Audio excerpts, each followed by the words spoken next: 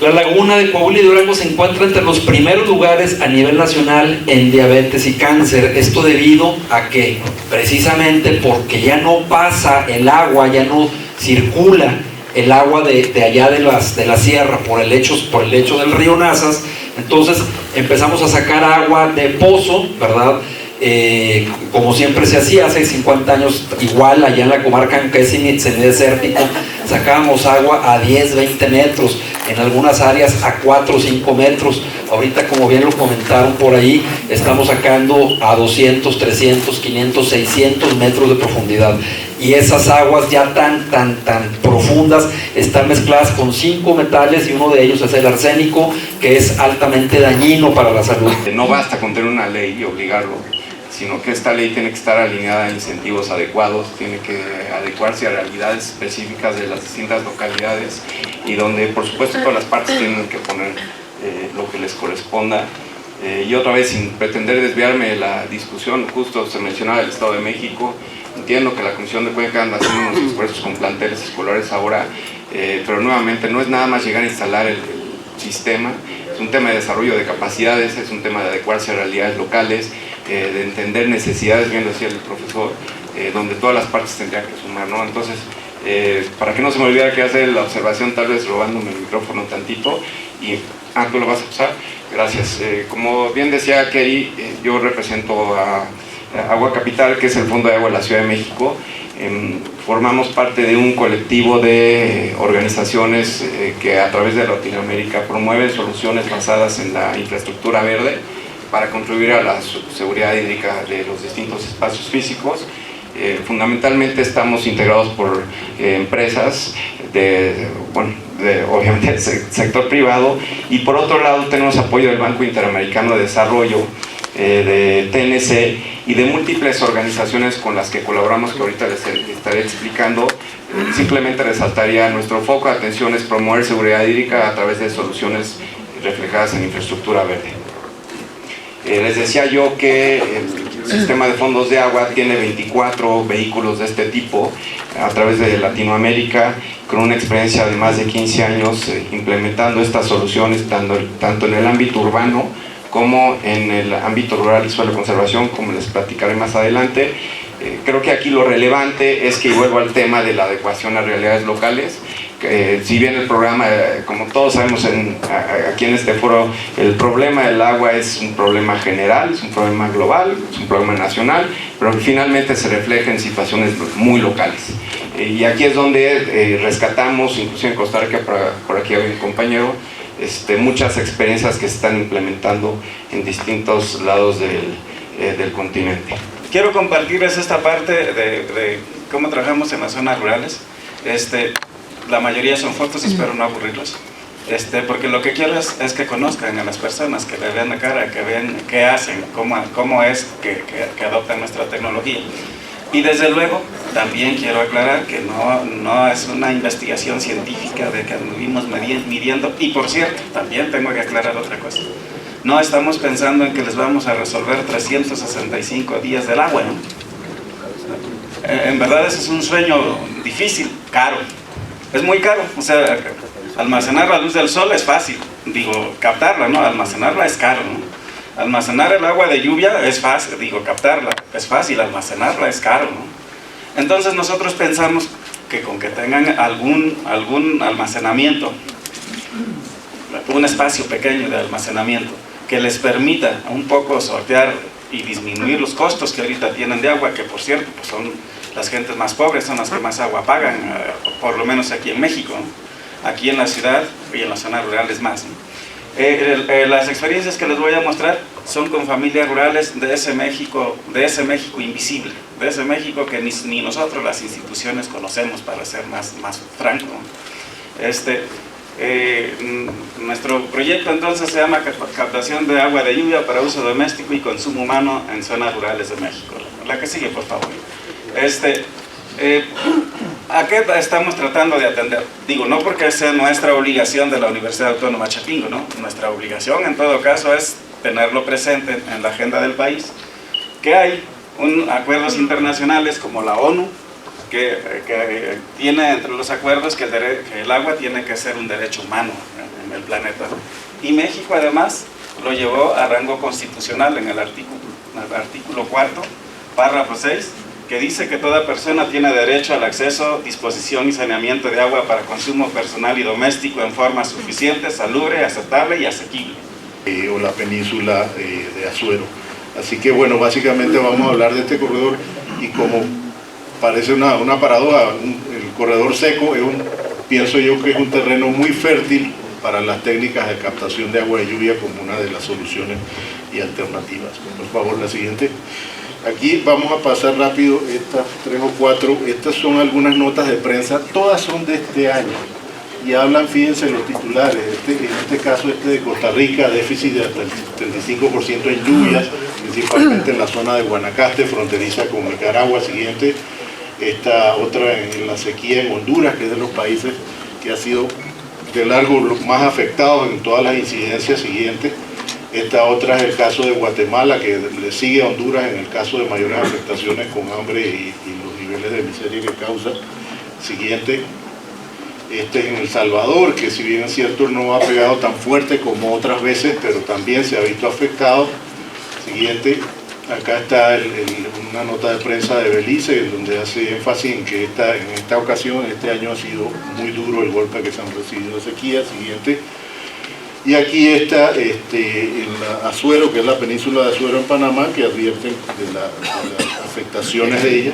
Siguiente, aquí tenemos una nota que sacó la FAO en conjunto con el Programa Mundial de Alimentos, ambos organismos de Naciones Unidas, en donde ya señalan y hacen una solicitud de 72 millones a la comunidad internacional para brindar asistencia alimentaria de emergencia en el caso de Centroamérica por 2.2 millones de personas, principalmente en lo que se conoce como el CA4, que es El Salvador, Guatemala, Honduras y Nicaragua, que perdieron sus cosechas por lluvias y sequías.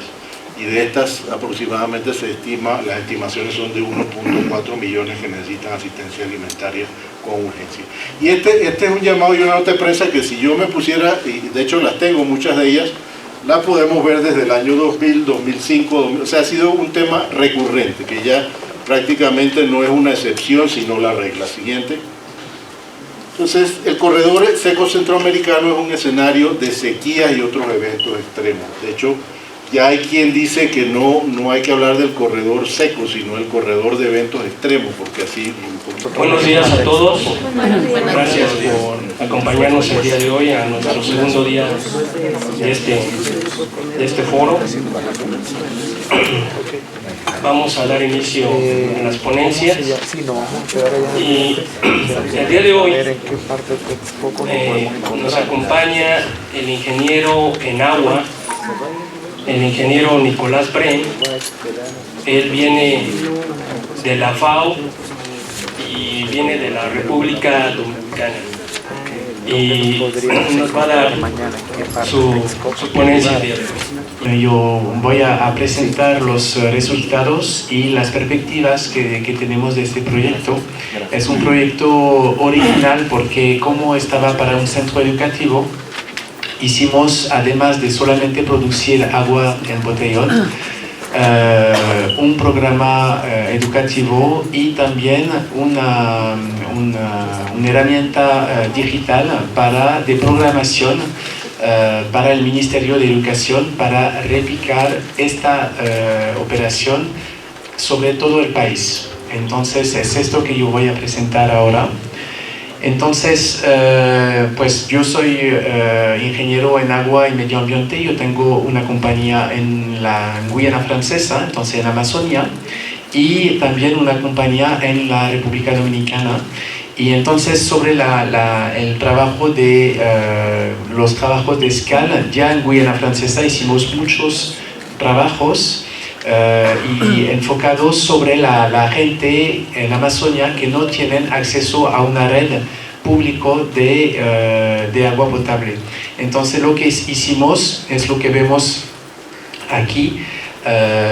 Hicimos un proyecto para hacer cambiar la ley francesa, porque en Francia no se puede consumir el agua de lluvia, y como Guyana Francesa es un departamento francés, el Guyana Francesa tiene las mismas leyes que en Francia. Entonces hicimos un trabajo, un proyecto para cambiar esta ley y tener una derogación de esta ley y para que esa gente pueda tener agua potable, porque ellos estaban obligados de ir dentro de los ríos, y en los ríos, bueno, hay mucha contaminación porque la gente va a hacer todas sus necesidades dentro del río, y además hay un problema muy grande en Guayana Francesa con el sector minero que contamina mucho los ríos, contaminan al nivel de los lodos, etc. Entonces resultó que la gente no tenía acceso al agua potable. Entonces este trabajo permitió de cambiar la ley y de que la legislación acepta que la gente del interior de Guayana Francesa puede acceder al agua potable con agua de lluvia. Quiero anticiparme de que soy alumno de Colpos y también fui uno de los que anteriormente solo miraba para abajo, como dice el doctor Anaya, pero después de esa atenta invitación que tuve a ese diplomado, ahora soy uno de los que miran para arriba, y es esa experiencia que les vengo a poner a ustedes, a compartirla, del trabajo que hemos realizado y seguimos trabajando en El Salvador, en el área del corredor seco salvadoreño. Muchas gracias, doctor.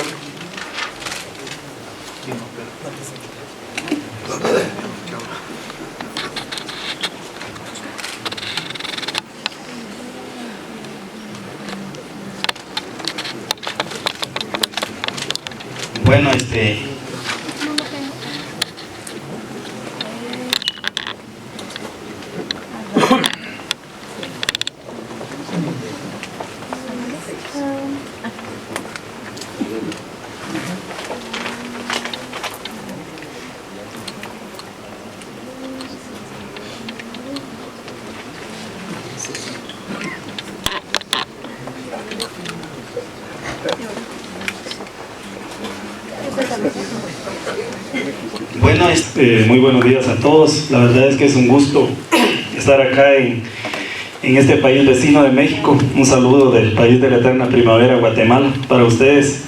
Realmente queremos agradecerle al doctor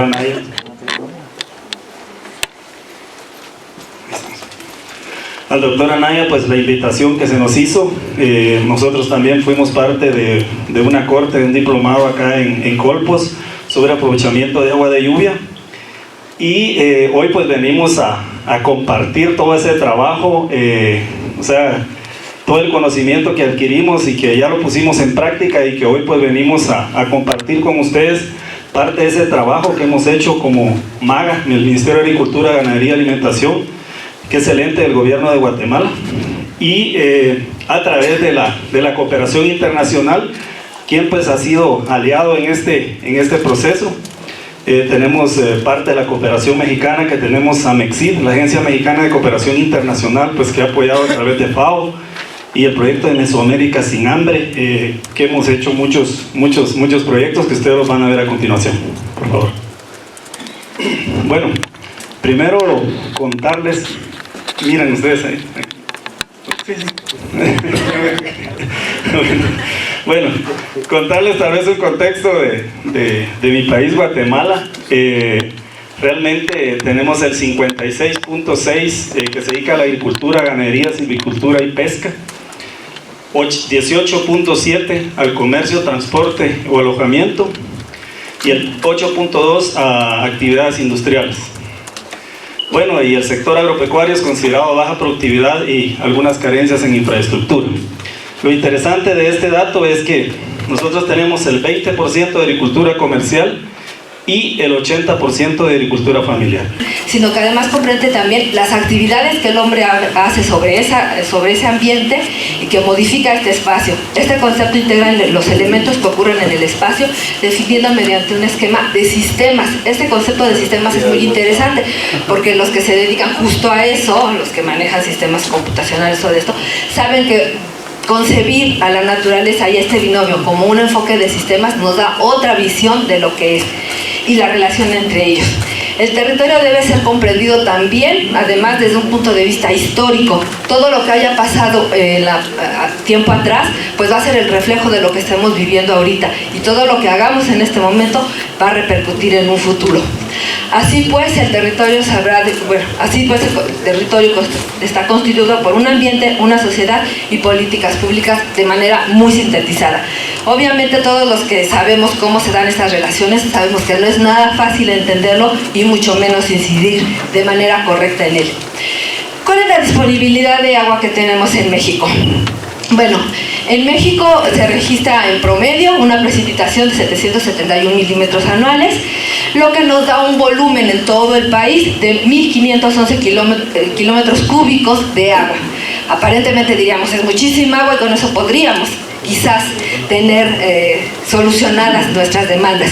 Sin embargo, el 69% de esa agua se evapora, otro tanto se pierde por infiltración y al final solamente podemos utilizar 473 kilómetros cúbicos de esa agua, que como ya en muchísimas de las presentaciones que hemos tenido, los que estudiamos este tema sabemos, la distribución que tenemos en el país pues es completamente inequitativa.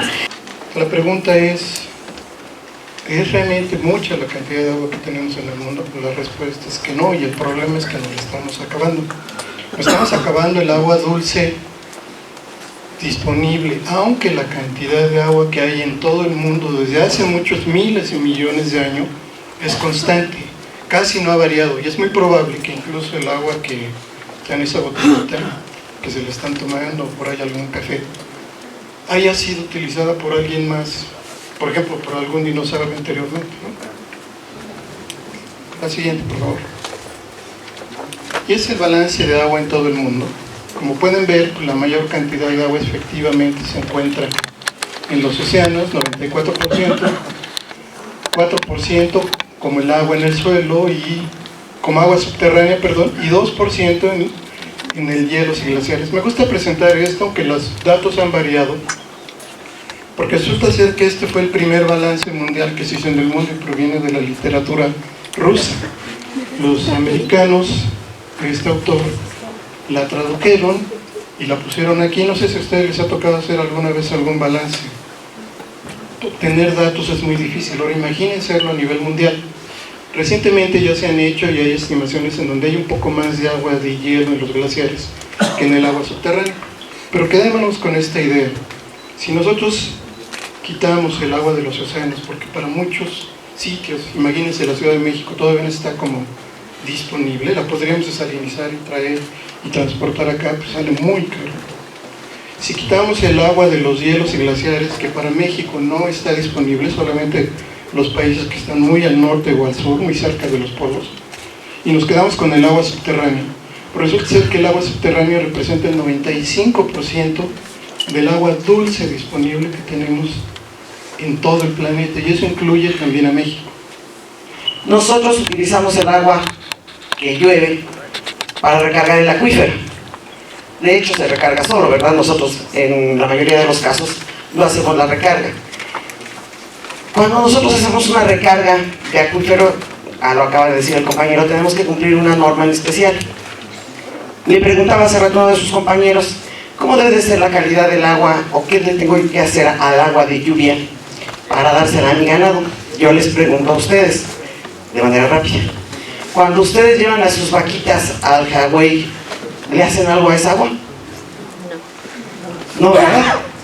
Entonces, ¿por qué a la de lluvia que van a captar en un recipiente que entre comillas es limpio, qué le quieren hacer? Si a la otra no le hacen nada, digo, la respuesta es lógica, ¿verdad? Y ustedes la tienen en la mano. Por ahí un participante en una ocasión me dijo, bueno, a las vacas sí se les pone un poquito de sal porque la requieren, la gente que maneja el ganado vacuno lo sabe, pero en realidad si yo llevara cerdos tampoco le hago nada. Entonces la pregunta es muy curiosa porque él siempre me dice, ¿qué le tengo que hacer para que la puedan consumir? Bueno, ¿qué le haces al agua del Hawái, al agua del río? ¿Ustedes le hacen algún tratamiento especial? No, ¿verdad? Entonces, en este caso tampoco va a ser un gran tratamiento. Le vamos a hacer un tratamiento solo para quitarle, pues digamos, hojas, basuras o palos o piedritas que tengan en su techo, que no hayan barrido o corregido la limpieza de su techo o del área de captación. Vamos a la que sigue. Vamos a hacer una comparación del agua de lluvia ahorita con la de las aguas superficiales y el agua subterránea.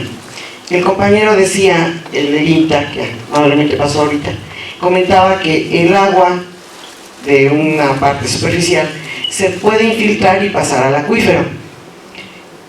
¿Cómo es el agua en este caso superficial? ¿Qué características tiene un agua de río? Va a tener obviamente unos pocos de minerales, mucha materia orgánica en suspensión y muchos sólidos en suspensión. ¿Esos sólidos qué son? No es otra cosa más que palos, piedras, restos de peces. ¿Qué otra cosa puede llevar un río caudaloso? Sedimentos, ¿verdad? Todo eso nosotros lo vamos a manejar en un río y se lo vamos a tener que quitar. Obviamente parte de los sedimentos va a incluir también turbiedad. Esa turbiedad yo se la tengo que eliminar con algún agregado químico. En el 2005 la Conagua emitió un boletín de sequía en donde el único estado que aparece en rojo es Baja California en sus cinco municipios. Baja California y California tienen el mismo tipo de clima mediterráneo, por lo que actualmente están considerados como estados, y en este caso también el estado de California, como la sequía del último siglo. La falta de planes integrales, la contaminación de acuíferos por intrusión salina, el bajo nivel del río Colorado y también la sobreexplotación de pétreos en los cauces de Baja California ha hecho que prácticamente solamente se cuente con la fuente de abastecimiento del río Colorado, y que por la sobreexplotación y la falta de reglamentos algunos de los acuíferos se encuentren contaminados. Debido a esto es que Baja California se tiene que llevar a cabo un plan de captación de agua de lluvia. La siguiente, por favor.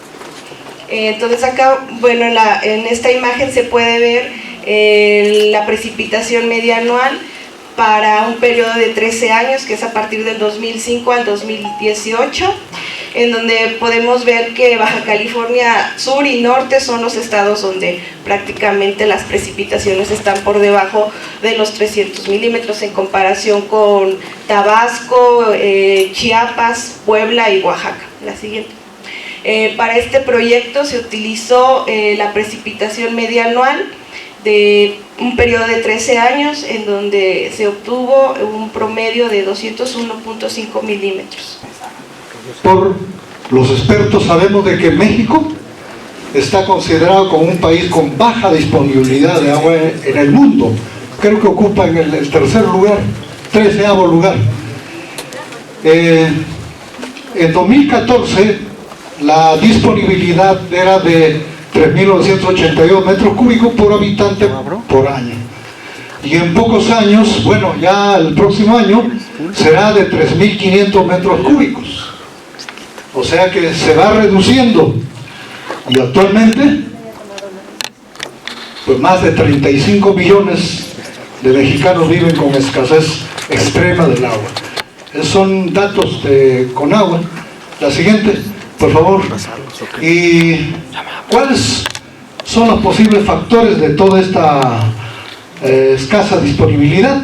Por un lado tenemos la contaminación, ¿no?, de las aguas superficiales.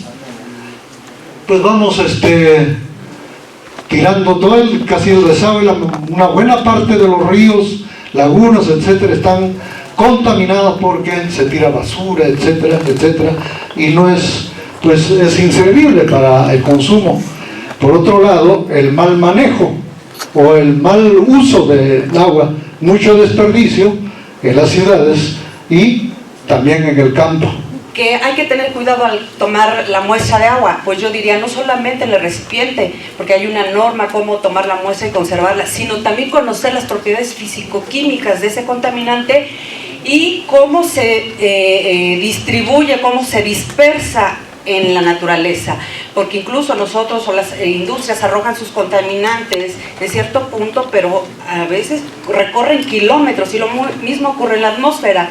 Y en un estudio del Instituto Nacional de Investigaciones Nucleares se encontró que, por ejemplo, en el centro de Toluca, en la atmósfera hay arsénico, y cuando se investigó de dónde venía ese arsénico, resulta que pues no había empresas que produjeran en la zona agroquímicos, sino en la periferia, en nuestras zonas todavía rurales, porque es una mezcla rural, industrial, en cierta época de estiaje, es decir, cuando no hay cubierta vegetal, cuando no hay cultivo, las corrientes de viento arrastran este suelo, erosionan el suelo y lo incorporan a la atmósfera, y obviamente por la dirección de viento va a parar al centro de la ciudad. Entonces, y este fenómeno ha sido muy estudiado porque simplemente en la zona industrial de Chicago, ahí se emiten los contaminantes por la actividad industrial, y la lluvia ácida no está en el punto ahí de Chicago, sino va a parar y va a afectar bosques y cuerpos de agua de Canadá. Bueno, pues quiero dar también una breve explicación sobre mi título. En realidad no quiero ser tan pretencioso en el sentido de que quisiera decir cuál es el futuro de los SCAL. No tengo la bola mágica para decir este es el futuro de los SCAL en México. Sin embargo, el título yo creo que refleja una necesidad de reflexionar en qué es lo que, hacia dónde nos tenemos que dirigir. Y bueno, y también lo acoté en esta ocasión a la parte urbana, porque al final de cuentas mi trabajo se orientó más a la parte urbana, y que agradezco a la doctora que me antecedió porque dio una excelente introducción. Creo que... ¿Dónde lo dejé? Okay, aquí lo tengo. ¿Sí? Aquí lo tengo. Muy bien. ¿Sí lo vas a hacer? No. Ya. Ok, entonces no me voy a detener en la introducción porque ya me lo hicieron muy bien.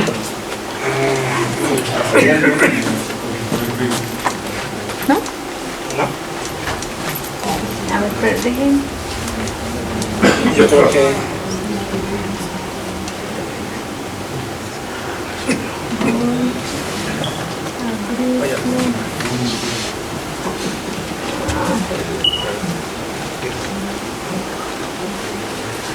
Pudiera decir mientras que en el caso de la doctora lo que dijo anteriormente yo creo que se complementa perfectamente con lo que voy a tratar yo de señalar. En el caso de la situación actual de los recursos hídricos, bueno, pues todos sabemos que los pronósticos indican que los recursos hídricos disponibles a nivel continental van a ser constantes, mientras que la población y la demanda van a crecer. Manejo de microcuencas, en el cual, a través de planeación participativa en las comunidades, se hizo un plan rector del manejo de las microcuencas, y en este caso en San Andrés Ixtlahuaca, que es una localidad que se encuentra a 14 kilómetros de la ciudad capital, San Andrés Ixtlahuaca, ahí se desarrolló este plan rector, que es el que ahorita tomamos como referencia para hacer una evaluación de lo que ha sucedido desde el año 2002 a la fecha. Y esto se derivó porque los habitantes de esta comunidad fueron a visitarnos, nos invitaron a que viéramos sus trabajos, sus avances, lo que ellos han realizado. Y bueno, este municipio, San Andrés Ixtlahuaca, ¿sí?, es uno de los 570 municipios de Oaxaca. Oaxaca en general tiene una orografía montañosa, es el quinto estado más grande del país, los otros 4 más grandes están en el norte, el sexto más grande es Tamaulipas y también está en el norte, o sea, en el sur Oaxaca no es grande, Oaxaca es inmenso, déjenme decirles. A todos los lugares se llega, todo está lejos en Oaxaca, ¿sí? todo está lejos, ¿sí? La ciudad capital que está en el centro, pues sí, pero está el Istmo, que está a 6 horas, lo más rápido es a Tehuacán, que son 2 horas, y es una autopista que... Pero a Collantes, que son los límites con Guerrero, son 8 horas de camino. En fin, todo está lejos en Oaxaca, ¿no? Es